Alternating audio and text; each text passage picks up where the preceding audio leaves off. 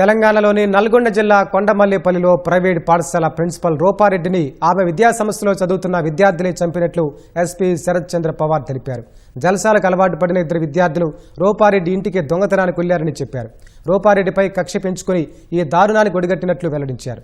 Principal ఇంట్లో డబ్బు ఉంటుందని భావించి ఈ నెల 11న ఆమె ఇంటికి వెళ్లారని ఎస్పీ వివరించారు. ఒకరు మాస్క్ పెట్టుకుని గోడ దూకి లోపలికెళ్లినట్లు సీసీటీవీలో రికార్డైందని చెప్పారు. ఈ క్రమంలో మాస్క్ ఊడిపోవడం, సదరు విద్యార్థిని ప్రిన్సిపల్ గుర్తుపట్టడంతో ఆమెను హత్య చేసినట్లు తెలిపారు. 27 సార్లు రూపారెడ్డిని కత్తితో పొడిచాడని, ఆమె ఫోన్ తీసుకెళ్లిపోయాడని చెప్పారు. నిందితుల నుంచి 1.54 లక్షల రూపాయల నగదు, ఐఫోన్ను స్వాధీనం చేసుకున్నట్లు తెలిపారు.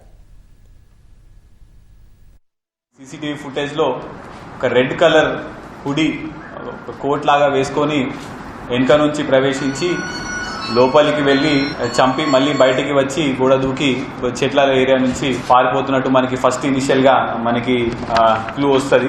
ఇన్వెస్టిగేషన్ లో క్రమంగా ఎవరైనా పిల్లలు స్కూల్ కి రాకుండా ఏమైనా బయట గాలి తిరుగుళ్ళు ఏమైనా తిరుగుతున్నా అని చెప్పేసి చెక్ చేస్తే ఒక ఇద్దరు 10th క్లాస్ పిల్లలు డబ్బులు బాగా ఖర్చు పెడుతూ ఎక్కువగా గాలి తిరుగుతున్నారని చెప్పేసి సమాచారం రాగానే వీళ్ళిద్దరిని పట్టుకోవడం జరుగుతుంది. ఇంటరాగేషన్ లో వాళ్ళిద్దరూ కక్ష పెట్టుకొని రూపారెడ్డిని ప్లాన్ వేసి మర్డర్ చేసినట్టు కన్ఫెస్ చేసినారు.